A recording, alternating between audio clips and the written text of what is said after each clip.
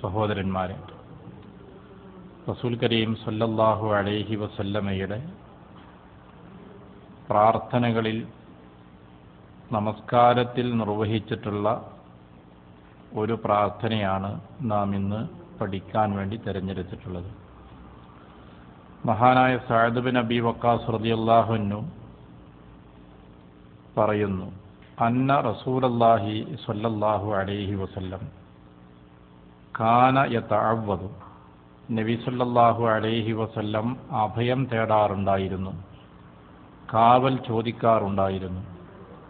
ദുബറസ്വലവാത്തി, നമസ്കാരങ്ങൾക്ക് പിറകെ, നമസ്കാരങ്ങളുടെ അവസാനത്തിൽ അവിടുന്ന് അള്ളാഹുവിനോട് അഭയം ചോദിക്കാറുണ്ടായിരുന്നു.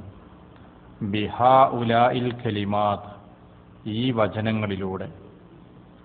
അല്ലാഹുമ്മ ഇന്നി അഊദു ബിക മിനൽ ജുബ്നി വൽ ബുഖൽ വ അഊദു ബിക മിൻ അൻ നുറദ്ദ ഇലാ അർദലിൽ ഉമർ വ അഊദു ബിക മിൻ ഫിത്നത്തിദ് ദുനിയ വ അഊദു ബിക മിൻ ഫിത്നത്തിൽ ഖബർ. ഈ വചനങ്ങളിലൂടെ 5 കാര്യങ്ങളിൽ നിന്ന് റസൂലുള്ളാഹി സ്വല്ലല്ലാഹു അലൈഹി വസല്ലം അഭയം തേടാറുണ്ടായിരുന്നു. കാന യതഅവ്വദു ദുബറസ്സലവാത്ത്, നമസ്കാരത്തിൻ്റെ പിറകിൽ അഭയം തേടാറുണ്ടായിരുന്നു. ഹദീസുകളിൽ ദുബറസ്സലവാത്ത് എന്ന പ്രയോഗം ദിക്റുകളെ സംബന്ധിച്ചും പരാമർശിക്കുന്നുണ്ട്, പ്രാർത്ഥനകളെക്കുറിച്ചും പരാമർശിക്കുന്നുണ്ട്. അപ്പം നമസ്കാരത്തിൻ്റെ ദുബറുകളിൽ പിറകെ സുബ്ഹാനല്ലാഹ്, അൽഹംദുലില്ലാഹ്, അല്ലാഹു അക്ബർ ഈ ദിക്റുകൾ ചൊല്ലാൻ പ്രവാചകൻ നിർദ്ദേശിക്കുകയും പതിവാക്കുകയും ചെയ്തിട്ടുണ്ട്. ഈ നമസ്കാരത്തിൻ്റെ അവസാനങ്ങളിലുള്ള ദുആകളും ഇതേ പ്രയോഗത്തിൽ തന്നെയാണ് വന്നിട്ടുള്ളത്. ദുബറസ്സലവാത്ത് നമസ്കാരത്തിൻ്റെ അവസാനത്തിൽ എന്നാണ്. ഇവിടെ പണ്ഡിതന്മാർ വിശദീകരിക്കുന്നൊരു കാര്യമുള്ളത്, പ്രാർത്ഥനകളാണെങ്കിൽ നമസ്കാരത്തിൻ്റെ അവസാനത്തിൽ സലാം വീട്ടുന്നതിൻ്റെ മുമ്പ്, ദിക്റുകളാണെങ്കിൽ സലാം വീട്ടിയ ശേഷം. ഇതാണ് ഇതിലൊരു തത്വമായി പണ്ഡിതന്മാർ വിശദീകരിക്കുന്നത്. ഖാന യതഅവ്വദു, പ്രവാചകൻ തഅവ്വുദ് അഭയം തേടാറുണ്ടായിരുന്നു. ഇതൊരു പതിവാണ് എന്നർത്ഥം. വല്ലപ്പോഴും അഭയം തേടിയിട്ടുള്ള കാര്യമല്ല. സാധാരണഗതിയിൽ നമസ്കാരത്തിൻ്റെ അവസാനങ്ങളിൽ റസൂലുള്ളാഹി സ്വല്ലല്ലാഹു അലൈഹി വസല്ലം ഇപ്രകാരം അള്ളാഹുവിനോട് അഭയം ചോദിക്കാറുണ്ടായിരുന്നു. 5 കാര്യങ്ങളാണ് ഇവിടെ പ്രവാചകൻ സ്വല്ലല്ലാഹു അലൈഹി വസല്ലം പടച്ചവനോട് രക്ഷയ്ക്ക് വേണ്ടി ചോദിച്ചിട്ടുള്ളത്. അല്ലാഹുമ്മ ഇന്നി അഊദു ബിക മിനൽ ജുബ്നി വൽ ബുഖൽ, അല്ലാഹുവേ ഭീരുത്വത്തിൽ നിന്നും പിശുക്കിൽ നിന്നും നിന്നോട് ഞാൻ അഭയം തേടുന്നു.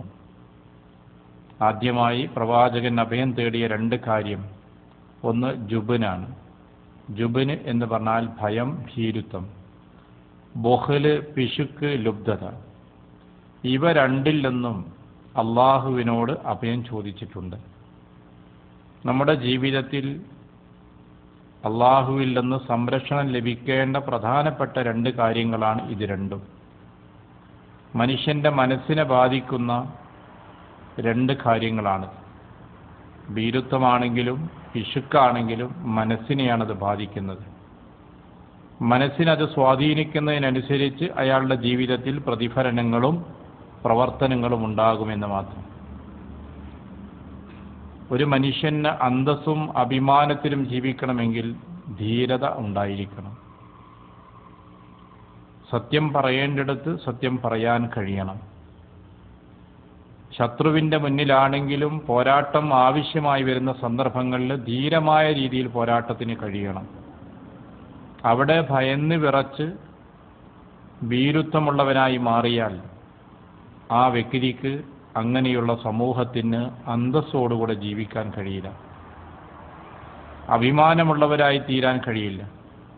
അതുകൊണ്ട് അന്തസ്സും അഭിമാനവുമുള്ള ഒരു സമൂഹമാകണമെങ്കിൽ വ്യക്തി മനസ്സുകളിൽ ധീരത ഉണ്ടായിരിക്കണം. അതൊരു വ്യക്തിയുടെ ജീവിതത്തിലെ മഹാഗുണങ്ങളിൽപ്പെട്ടതാണ് ഷജാഅത്ത്, ധീരത എന്നത്. വൽ ബുഖൽ, രണ്ടാമത്തത് ലുബ്ധതയിൽ നിന്നുള്ള മോചനത്തിന് വേണ്ടിയുള്ള പ്രാർത്ഥനയാണ്. മനുഷ്യന്റെ കയ്യിൽ സമ്പാദ്യങ്ങളെല്ലാം ഉണ്ടായിരുന്നാലും പിശുക്കനായി കഴിഞ്ഞാൽ അവനത് ഉപകരിക്കുന്നില്ല, അവൻ്റെ കുടുംബത്തിന് ഉപകരിക്കില്ല, സമൂഹത്തിനും ഉപകരിക്കില്ല. അതാണ് പിശുക്കൻ്റെ കയ്യിലുള്ള ധനത്തിൻ്റെ അവസ്ഥ. അധ്വാനിക്കുന്നു, ഉറക്കൊഴിയുന്നു, പരിശ്രമിച്ചിട്ടുണ്ട്, ഒരുപാട് ശേഖരിച്ചിട്ടുണ്ട്, കണ്ടിരിക്കുകയല്ലാതെ അത് ഉപയോഗിക്കാനുള്ള തൗഫീഖ് ആ മനുഷ്യനുണ്ടാവില്ല. അതുകൊണ്ട് തന്നെ ബഖീലായി കഴിഞ്ഞാൽ അങ്ങനെയുള്ള മനുഷ്യരുടെ ജീവിതം ഏറെ വിഷമിക്കുന്നവനാണ്. ദരിദ്രനാണ്, ഇല്ലാത്തത് കൊണ്ട് വിഷമിക്കുന്നുവെങ്കിൽ അവന് ഇല്ലാത്തത് കൊണ്ടാണല്ലോ എന്നുള്ളൊരു ആശ്വാസമുണ്ട്. ഇയാൾക്ക് ഉള്ളത് കൊണ്ട് ഉപയോഗിക്കാൻ അനുഗ്രഹം ലഭിക്കാത്തവനാണ് ബഖീൽ, പിശുക്കൻ.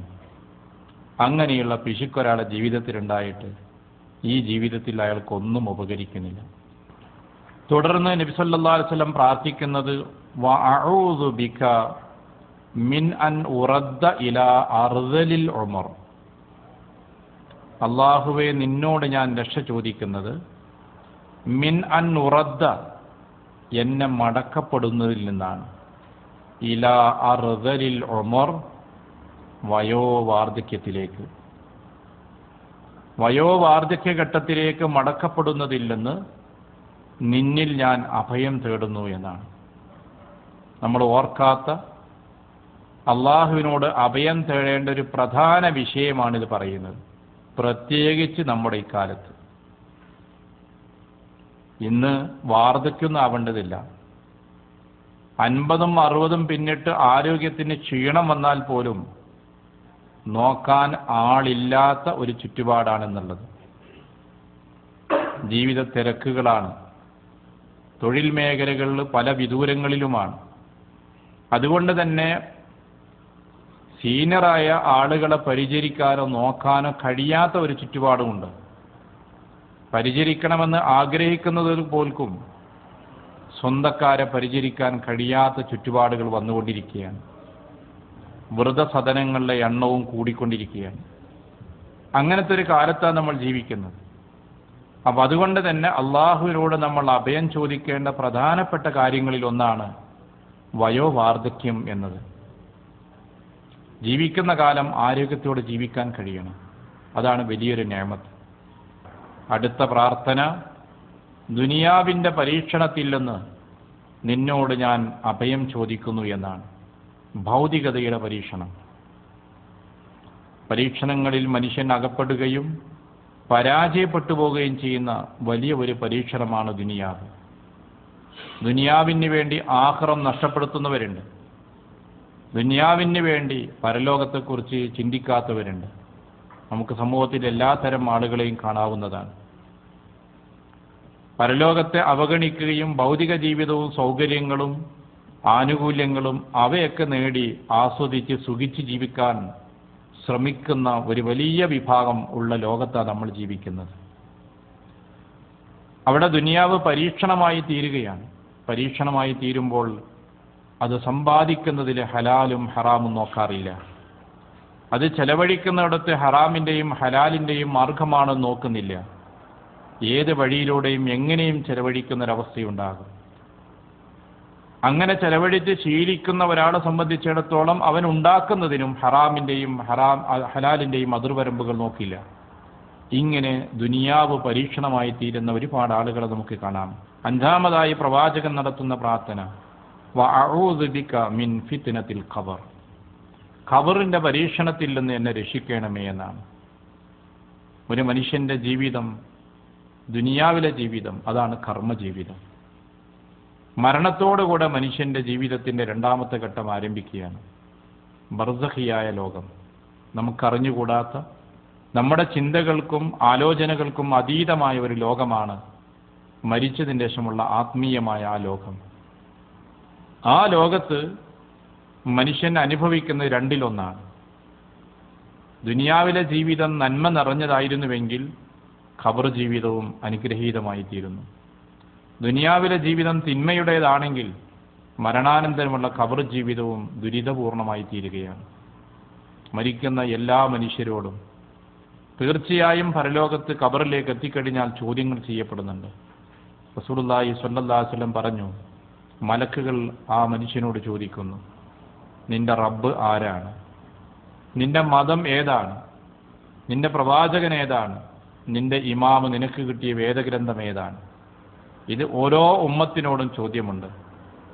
നമ്മുടെ ഉമ്മത്തിൽപ്പെട്ട പ്രവാചകന്റെ സമൂഹത്തിൽപ്പെട്ട ആളുകളോടും ഈ ചോദ്യമുണ്ട്. സത്യവിശ്വാസിയാണെങ്കിൽ അവന് പറയാൻ കഴിയും, അള്ളാഹുവാണ് എൻ്റെ റബ്ബ്, മുഹമ്മദാണ് എൻ്റെ റസൂല്, ഖുർആനാണ് എൻ്റെ ഇമാമ്, ഇസ്ലാമാണ് എൻ്റെ മതം എന്ന് ഉത്തരം പറയാൻ കഴിയും. മറിച്ച് കപടവിശ്വാസിയായ മുനാഫിക്കോ അതല്ലെങ്കിൽ സത്യനിഷേധിയായ കാഫറോ ആണെങ്കിൽ അവൻ ഉത്തരം പറയാൻ കഴിയില്ല. ആഹ് ലാ അദ്രി, എനിക്കറിഞ്ഞുകൂടാ എന്നവൻ പറയുന്നു. അങ്ങനെയുള്ള വ്യക്തികൾക്ക് നരകീയമായൊരു ജീവിതം അവിടെ മുതൽ ആരംഭിക്കുകയാണ്. റസൂലുള്ളാഹി സ്വല്ലല്ലാഹു അലൈഹി വസല്ലം അള്ളാഹുവിനോട് നടത്തിയ ഈ 5 കാര്യങ്ങളിൽ ശരണം തേടുക, അത് നമ്മുടെ ജീവിതത്തിലും ഉണ്ടാകേണ്ടതുണ്ട്. പ്രവാചകൻ സ്വല്ലല്ലാഹു അലൈഹി വസല്ലം സലാം വീട്ടുന്നതിൻ്റെ മുമ്പ് നമസ്കാരങ്ങളുടെ അവസാനത്തിൽ ഈ അഭയതേട്ടം നടത്തിയിരുന്നു. ഖാന യതഅവ്വദു ദുബറ സ്വലവാത്ത്, എല്ലാ നമസ്കാരങ്ങളുടെയും പിറകിൽ അവസാനത്തിൽ ബിഹാ ഉലായിൽ കലിമാത്ത്, ഈ വചനങ്ങളിലൂടെ അള്ളാഹുവിൻ്റെ പ്രവാചകൻ രക്ഷയ്ക്ക് വേണ്ടി ചോദിച്ചിരുന്നു. അല്ലാഹുമ്മ ഇന്നി അഊദു ബിക മിനൽ ജുബ്നി വൽ ബുഖൽ, അള്ളാഹുവേ പിശുക്കിൽ നിന്നും ഭീരത്വത്തിൽ നിന്നും നിന്നോട് രക്ഷ ചോദിക്കുന്നു. വഅഊദു ബിക മിൻ അൻ നുറദ്ദ ഇലാ അർദലിൽ ഉമർ, വയോവാർദ്ധക്യത്തിലേക്ക് തിരിച്ച് മടങ്ങി പടക്കപ്പെടുന്നതിൽ നിന്ന് നിന്നിൽ രക്ഷ ചോദിക്കുന്നു. വഅഊദു ബിക മിൻ ഫിത്നത്തി ദുനിയ, ദുനിയാവിൻ്റെ ഭൗതികതയുടെ പരീക്ഷണത്തിൽ നിന്ന് നിന്നോട് രക്ഷ ചോദിക്കുന്നു. വഅഊദു ബിക മിൻ ഫിത്നത്തിൽ ഖബർ, ഖബറിൻ്റെ പരീക്ഷണത്തിൽ നിന്ന് നിന്നോട് രക്ഷ ചോദിക്കുന്നു. ഇങ്ങനെ 5 കാര്യങ്ങളെക്കുറിച്ച് അള്ളാഹുവിൻ്റെ റസൂൽ പ്രത്യേകമായി അള്ളാഹുവിനോട് അഭയം ചോദിച്ചിരുന്നു എന്ന് പറയുമ്പോൾ നമ്മുടെ ജീവിതത്തിൽ നമ്മൾ പകർത്തുകയും ഈ രക്ഷയ്ക്ക് വേണ്ടി അള്ളാഹുവിനോട് ചോദിക്കുകയും ചെയ്യേണ്ടതാണ്.